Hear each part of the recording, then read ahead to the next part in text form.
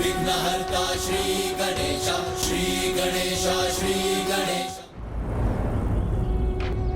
माता, जिस प्रकार एक बार बाण छूट जाए तो फिर उसे लौटाया नहीं जा सकता, उसी प्रकार महादेव की क्रोधाग्नि को भी लौटाना असंभव है। ना ही उसे रोका अथवा शांत किया जा सकता है, किंतु उसे एक नियत स्थान पर अवश्य बांधा जा सकता है, जिसका उपाय भी स्वयं ब्रह्मदेव ने सुझाया। ब्रह्मदेव, महादेव की क्रोधाग्नि को शांत करने का शीघ्र कोई उपाय देखना होगा। मैं महादेव की क्रोधाग्नि को दिशा परिवर्तित करने के लिए एक उपाय कर सकता हूं, जिससे सृष्टि भी सुरक्षित रहेगी और उनकी क्रोधाग्नि की मर्यादा भी भंग नहीं होगी। उचित उचित है। समुद्र देव कृपया उपस्थित हो। प्रणाम ब्रह्मदेव, प्रणाम नारायण, प्रणाम समस्त देवतागण। समुद्र देव, अब आप ही महादेव की क्रोधाग्नि को अपने में समाहित करके इस सृष्टि का नाश होने से रोक सकते हैं।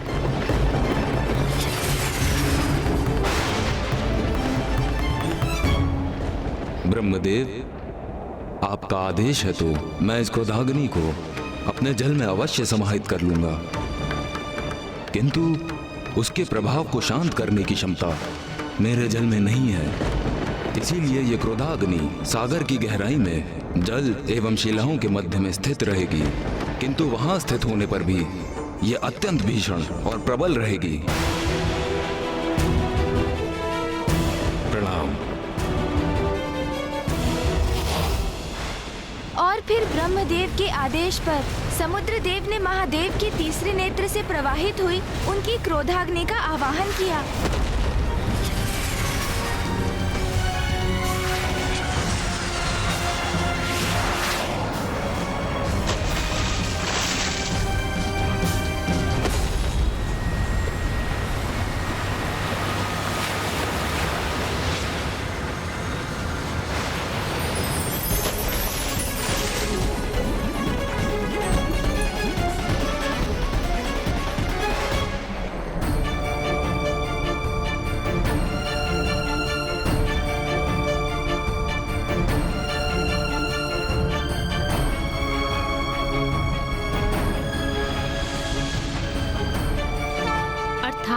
ब्रह्मदेव की युक्ति से और समुद्रदेव द्वारा अपने दायित्व के निर्वहन से सृष्टि की रक्षा हो गई, और उधर गुफा के भीतर माता और महादेव की दृष्टि एक दूसरे के ऊपर जा चुकी थी, अर्थात अब सब कुशल होने वाला था।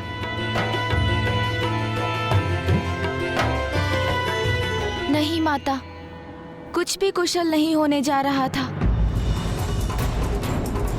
क्योंकि समुद्र देव ने महादेव की क्रोधाग्नि को एक वडवानल रूप में स्थित कर उसे अपने जल में समाहित अवश्य किया था, किंतु अग्नि उसकी प्रचंडता तो अभी भी शेष थी, और उसी की भांति महादेव का क्रोध भी कहाँ शांत हुआ था।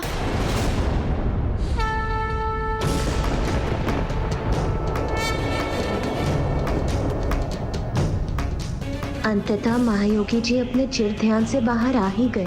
मुझे आपसे कुछ महत्वपूर्ण वार्ता करनी है प्रभु। प्रभु, प्रभु, प्रभु, स्वामी,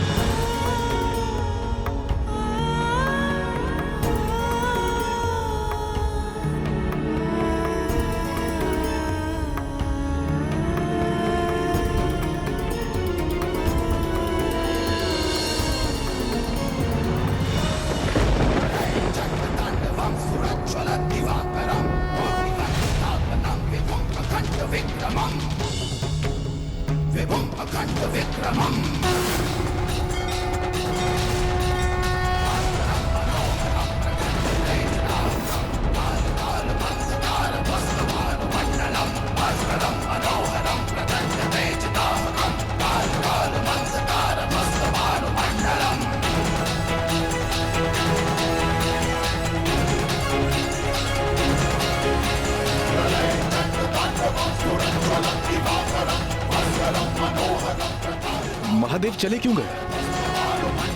अब तो उन्होंने माता पार्वती को अवश्य देख लिया होगा। तो इस प्रकार जाने का कारण क्या हो सकता है? उनकी क्रोधाग्नि का प्रभाव भले ही सीमित हो गया है, किंतु उनका क्रोध कामदेव को भस्म करने के पश्चात भी शांत नहीं हुआ है।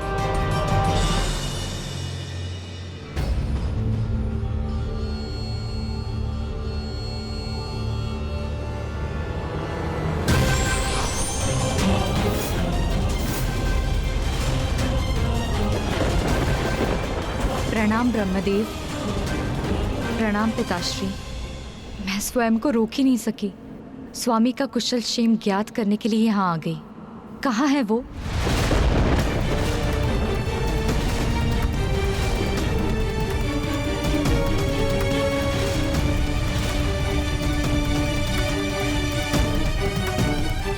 अब सभी इतने शांत क्यों हैं? कुछ कहते क्यों नहीं? स्वामी कहाँ है?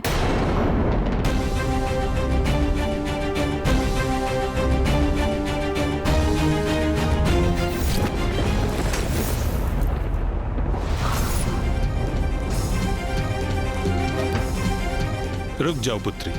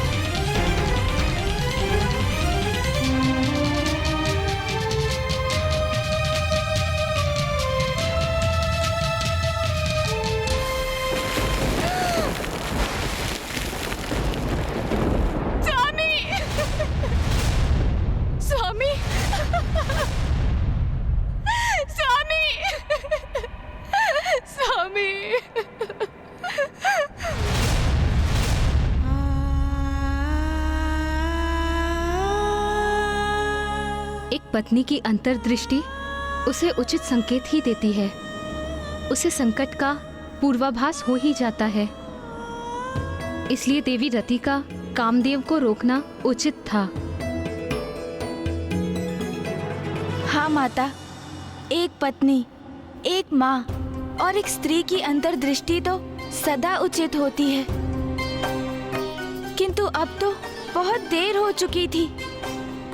एक ओर तो कामदेव ने महादेव और माता पार्वती को एक साथ लाने के प्रयास में स्वयं के प्राण गंवा दिए थे, तो वहीं दूसरी ओर महादेव माता पार्वती को देखकर भी उन्हें अनदेखा कर वहां से चले गए और गुफा के मुख में देवी रति एक भिन्न सत्य को लेकर शोकाकुल थी। माता के विपरीत उनका संपूर्ण जीवन बिखर चुका था। स्वामी! स्वामी! स्वामी! स्वामी! स्वामी! पुत्री रति, पुत्री, स्वामी, मैंने कहा था आपसे कि मुझे अपशकुन का आभास हो रहा है, परंतु आपने मेरी एक नहीं सुनी। किंतु मुझे आपको यहाँ आने ही नहीं देना चाहिए था। अब मैं क्या करूं स्वामी, अब मैं क्या करूं? कैसे लौटाऊं मैं आपको स्वामी?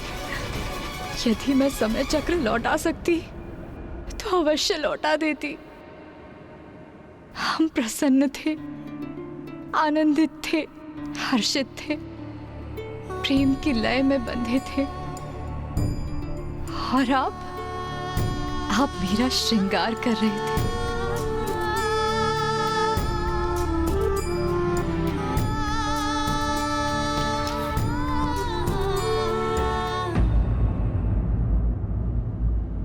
और फिर आगमन हुआ देवराज इंद्र का।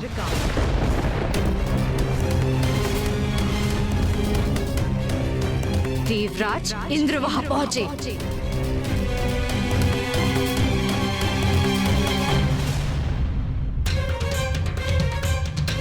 अब आपने अपने नेत्र क्यों झुका लिए है देवराज इंद्र? जब आप मेरे पति के पास गुहार लगाने आए थे तब आपके नेत्र नहीं झुके। जब आप मेरे पति के साथ मित्रता की दुहाई दे रहे थे तब भी आपके नेत्र नहीं झुके। जब आपने जगत कल्याण और देवताओं के रक्षा का कारण बताकर मेरे स्वामी को विवश किया था तब भी आपके नेत्र नहीं झुके। तो अब क्यों? किस बात की लज्जा आ रही है आपको? अब आपके नेत्र क्यों झुके हैं? मैं नहीं चाहती थी कि स्वामी यहाँ आए। मैंने बहुत प्रयत्न किया था उन्हें रोकने का, किंतु आपके पास तो सहस्त्रों कारण थे उन्हें मनाने के। क्या कहा था आपने मुझसे कि उन्हें कुछ नहीं होने देंगे, उन्हें सुरक्षित रखेंगे। मेरा विश्वास कीजिए, कामदेव को कोई हानि नहीं होगी। वचन दिया था ना आपने इंद्रदेव, तो क्या हुआ उस वचन का? यहाँ सब देवता सुरक्षित हैं, लेकिन मेरे स्वामी भस्म हो गए। ऐसी सुरक्षा की थी आपने उनकी। आप मेरे पति की मृत्यु का कारण है इंद्रदेव। आप तो देवराज है ना, तो मैं इस बात की साक्षी हूँ कि देवराज के वचन का कोई अर्थ नहीं। आप मेरे निवास पर आए, मेरे समक्ष खड़े रहे, मुझे वचन दिया, मुझे आश्वस्त किया और मेरे पति को मेरे सामने लेकर गए। इसीलिए आप ही मेरे और मेरे पति के दोषी हैं। कुछ नहीं सुनना है मुझे। आप अपना वचन निभाए, जीवित कीजिए मेरे पति को। देवीरती, जो आप समझ रही हैं वास्तव में वैसा नहीं। अब आपके मुख से मैं और कुछ सुनना नहीं चाहती। आपने वचन दिया था ना मुझे कि मेरे पति की रक्षा करेंगे, रक्षा करेंगे। दिया था तो हम नहीं दिया था देवराज।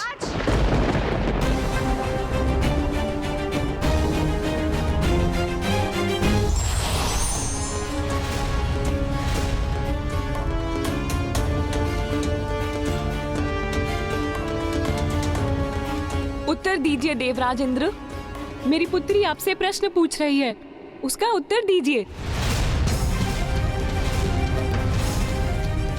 देखिए, देखिए क्या हो गया मेरे पति को।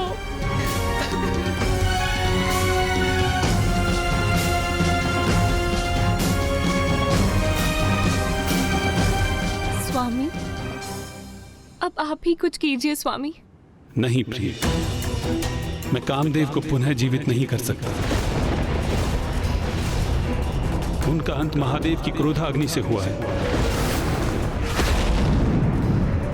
और मैं महादेव की इच्छा के विरुद्ध नहीं जा सकता।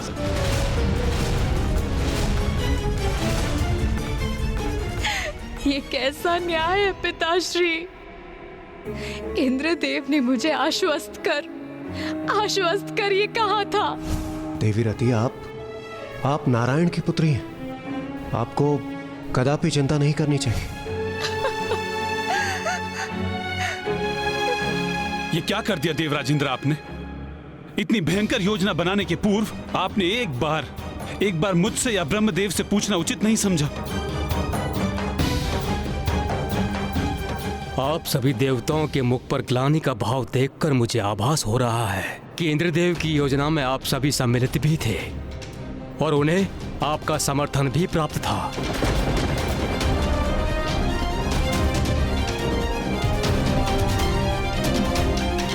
वाह इंद्रदेव वाह, आज तो आपने सभी सीमाओं का उल्लंघन कर दिया। सूर्यदेव, अग्निदेव, वरुण देव, वायुदेव, आप सभी इंद्रदेव के साथ थे ना? आप सबकी सहमति प्राप्त थी उन्हें, फिर एकमात्र मेरे पति दंड के भागी क्यों बने? महादेव की क्रोधाग्नि से मेरे पति की रक्षा करने क्यों नहीं आए आप लोग? क्यों नहीं आए? देवी रति, मैं यहीं उपस्थित था किंतु सब कुछ पलक झपकते ही हो गया, और जो कुछ भी हुआ ये उचित नहीं है। किंतु मुझे कदापि ज्ञात नहीं था कामदेव के बाण से महादेव की क्रोधाग्नि जागृत हो जाएगी। क्या कल्पना भी नहीं की थी आपने? मैंने स्वयं आपसे कहा था कि महादेव महायोगी हैं, उन्हें कोई भी, मेरे पति कामदेव भी, काम भावना के वश में नहीं कर सकते। जो सत्य मैं भली भांति समझती हूँ, उस सत्य का आभास भी नहीं हुआ आपको? फिर कैसे देवराज इंद्र है आप?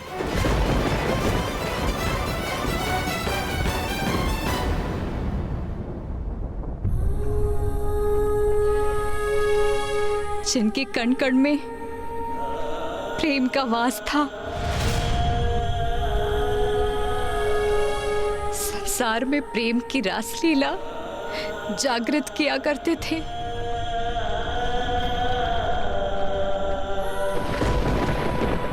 कितनी अपार पीड़ा हुई होगी स्वामी को,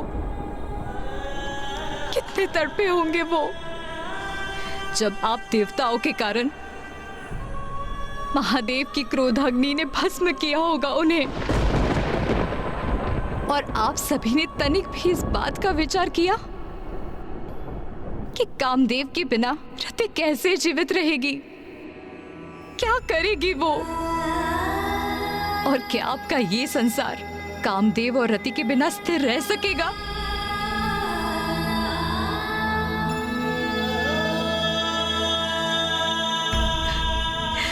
क्या हमारे बिना संसार में नवीन प्राणियों का जन्म हो सकेगा?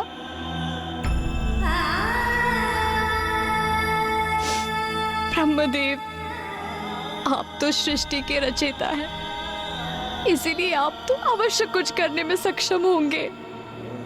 फिर आप कृपा करके मेरे पति को पुनर्जीवित कर दीजिए ब्रह्मदेव, पुनर्जीवित कर दीजिए।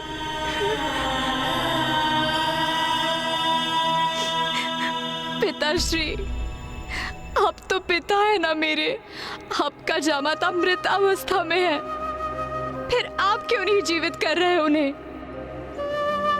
क्या आपको आपकी पुत्री का वैधव्य विचलित नहीं कर रहा? आप मुझे विधवा रूप में कैसे देख पा रहे हैं पिताश्री? कैसे देख पा रहे हैं?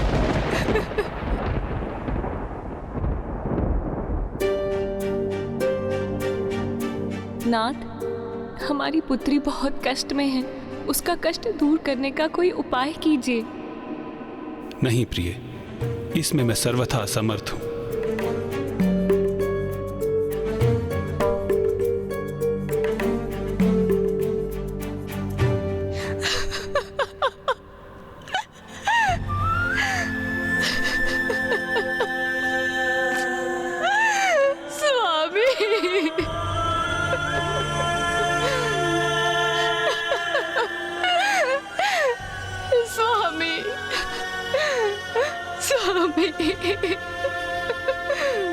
ब्राह्मण देवता ब्रह्मदेव, नारायण, देवराज इंद्र एवं सभी अन्य देवगण वहां एक साथ उपस्थित थे, फिर भी कुछ भी करने में असमर्थ थे।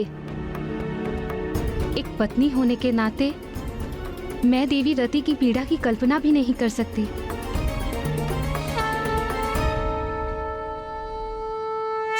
तो क्या अब कुछ भी नहीं हो सकता था? किंतु कामदेव से रहित संसार में तो असंतुलन स्थापित होता ना। जब सर्वत्र निराशा का अंधकार छाया हो, तभी तो भगवान में विश्वास की परीक्षा होती है और वहां छाए उस अंधकार में भी आशा की एक किरण थी। ब्रह्मदेव और नारायण को ये भली भांति ज्ञात था कि यदि उस स्थिति को सुधारने हेतु कोई कुछ कर सकता था तो वो एकमात्र माता आदि शक्ति ही थी। अपने आवेश में महादेव गुफा से बाहर निकल गए, किंतु माता वो तो अपने पूर्व काल की स्मृतियों और महादेव के सानिध्य में बिताए गए पलों के विचार में डूबी उस गुफा में ही स्थित थीं। देवी पार्वती, अब समय आ गया है, स्वयं को पहचानिए, क्योंकि अब आगे जो कुछ भी करना है आपको ही करना है।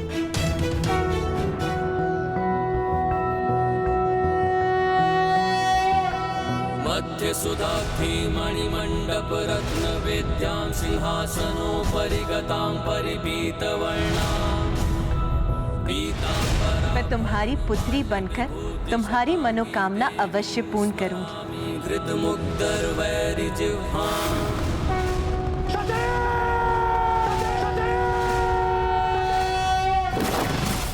जिसे सदैव भूत प्रेत पिशाचों से घिरे रहना प्रिय हो, वो मंगलकारी कैसे हो सकता है?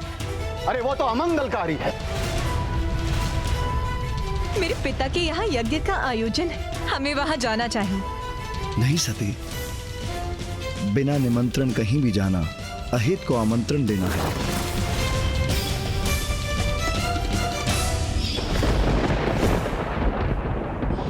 मैं जो तीनों लोकों को नियंत्रित करती हूँ, मैं जिनसे त्रिदेवियों अर्थात देवी लक्ष्मी, सरस्वती और पार्वती की उत्पत्ति हुई है, एकमात्र मैं ही महादेव की पत्नी बनने के योग्य हूँ। मैं आदि शक्ति शैलपुत्री पार्वती के स्वरूप में पुनः जन्म लूंगी।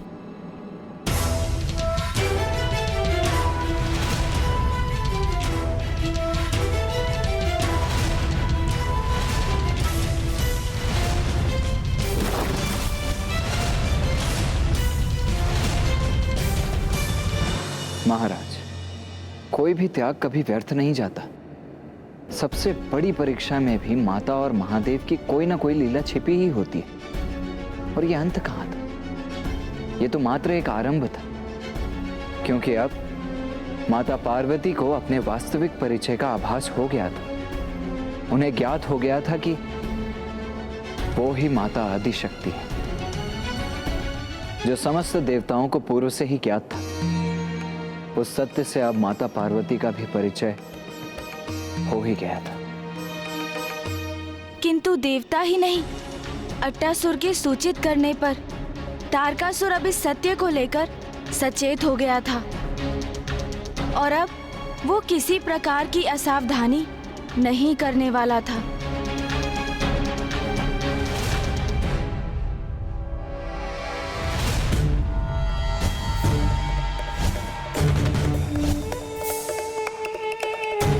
अट्टासुर जी, अभी आपके घाव पूरी तरह से भर चुके हैं। आप कुशल हैं और आपको पूर्ण रूप से स्वस्थ करने के लिए मैंने और औषधि भी दे दी है।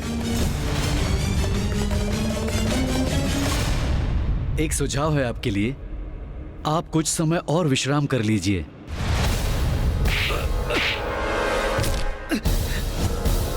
विश्राम? अब तो तभी विश्राम करूंगा जब मेरी मृत्यु होगी।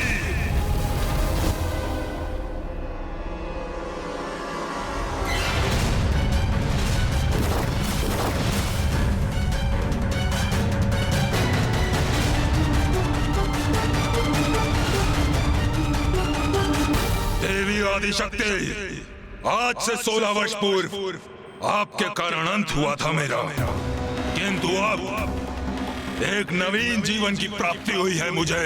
अब मैं पहले से भी अधिक बलशाली हो चुका हूँ। प्रतीक्षा करो देवी, प्रतीक्षा करो। महाराज की अनुमति प्राप्त करते ही मैं तुम्हारा विनाश कर दूंगा।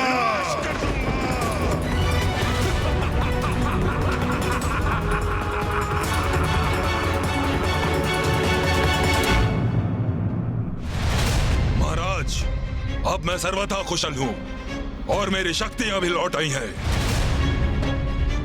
आप मुझे जाने की अनुमति दें ताकि हम उन देवी शक्तियों को उचित शिक्षा का पाठ पढ़ा सकें। 16 वर्ष पूर्व भी तुमने यही कहा था टसर। जी महाराज, किंतु इस बार मैं अपनी शक्ति का उच्च प्रमाण दूंगा।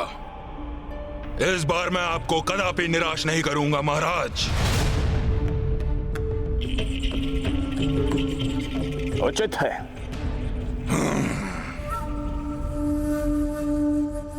किंतु तुम अकेले नहीं जाओगे टसर।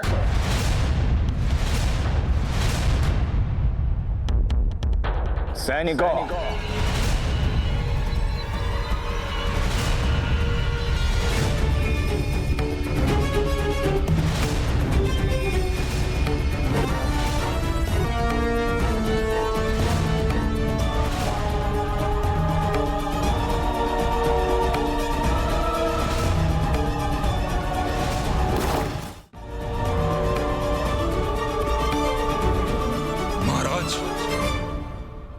ये क्या है और कौन है इसके भीतर?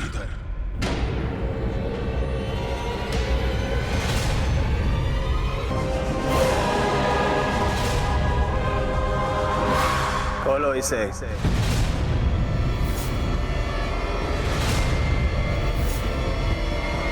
खोलो इस संदूक को।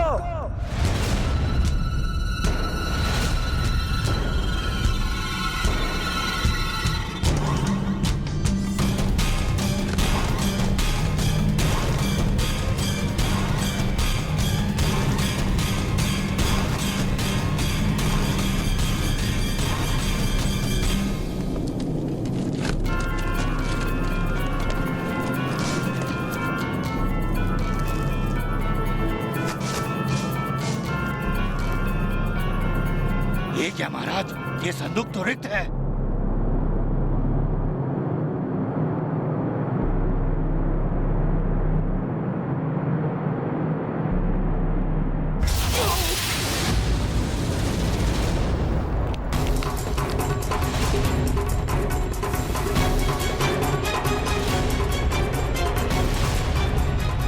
ये कौन सी शक्ति थी इसके भीतर जिसने उस सैनिक को ही भीतर खींच लिया और उसे अपना आहार बना लिया?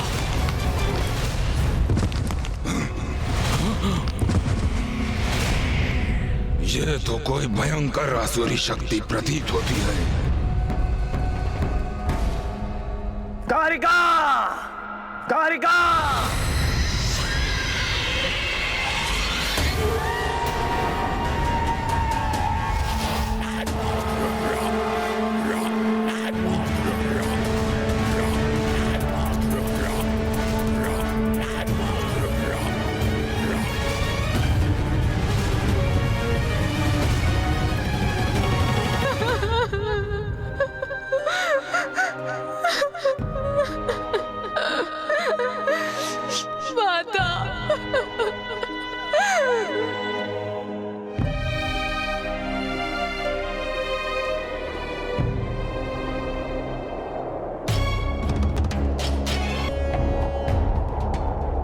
अकस्माती वायु प्रवाह कैसा?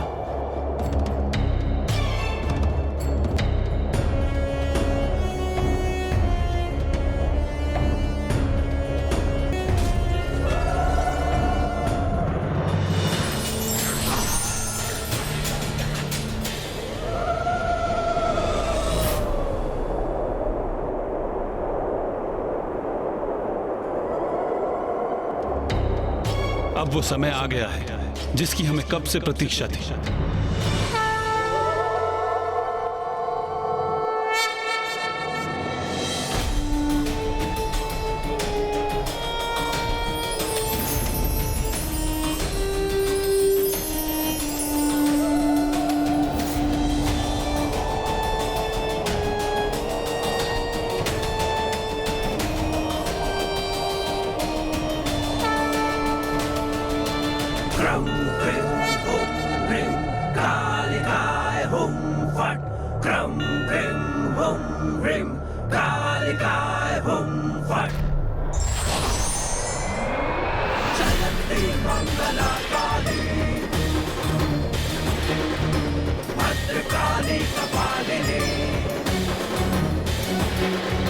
जयंती मंगला